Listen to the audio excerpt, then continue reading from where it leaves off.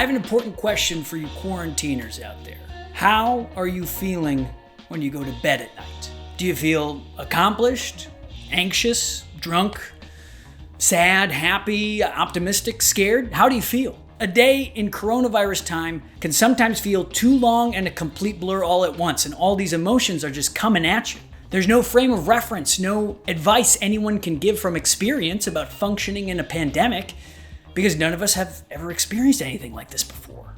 And so, I've seen a lot of us kind of collectively float into a sort of weekend mode, like a snow day, snacking, watching TV, and mostly scrolling social media. But at the back of your mind, I think you know that even though it might feel like you have some sort of control by spending your time glued to the news and COVID updates, the truth of the matter is that most of us can only do 3 things to help. Stay inside, stay healthy, and if you have resources, give them to the people who are on the front lines of fighting coronavirus or are the most affected by it. For all you people out there who wake up every morning of quarantine and look at your phone until you're finally bored of all the bread-making live streams and anxiety-inducing news, this video is for you. I know you probably want to be on your phone a little less, and the crazy thing is, you can be off of it. Social media is a diet. Social media is basically like a buffet plopped right in the middle of your living room. At first, you treat yourself to as much as you can fit on your plate. It's great. Oh my God, all this stuff that I like.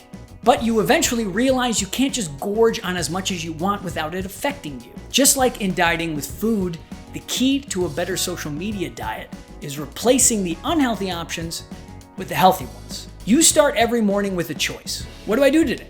The options during coronavirus are seemingly both wide open and limited at the same time. And I'm not saying it's all bad.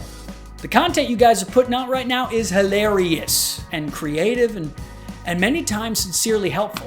Like this perfect meme, okay? Or every single photo of your dogs. Keep those coming, please, okay? But that stuff doesn't mean it's good for your soul to allow your phone to suck up the majority of your day.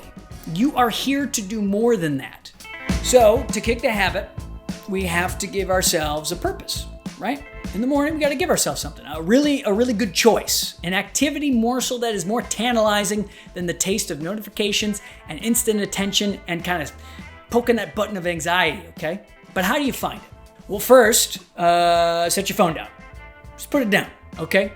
And then make a list on paper of 5 things you usually don't have time for that you love, the things that you never get around to. Here is a list of purposeful activities just to kind of get your brain storming a little bit. Number 1, reading that book your mom got you 3 years ago, but you never got around to. You could text her. She'll finally be proud of you. You could write or journal, right? It's gonna be so interesting to look back on what you were doing during these times. Drawing and doodling. Remember doodling? I do. And apparently there's other fun things to draw that aren't dicks. You could do one of those Masterclasses that you see ads for all the time. I feel like I could definitely listen to RuPaul talk about stuff for a few hours. Doesn't matter what it is. He is a master. You could also meditate. Maybe even try it for the first time if you never have. So many people say that they get bored or it's too hard to quiet your mind, but it actually doesn't have to be about silence. There are lots of great apps that help you, like Insight Timer, love that one. Also, highly suggest fostering a pet.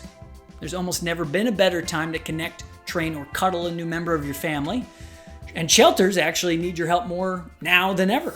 Am I still looking at my phone for news updates and casting news about Tiger King? Yes. I'm not saying I'm not looking at my phone, but I am saying I am less anxious and scared about what's happening because I know I can't control it and I have more meaningful things to do with my time. And so do you.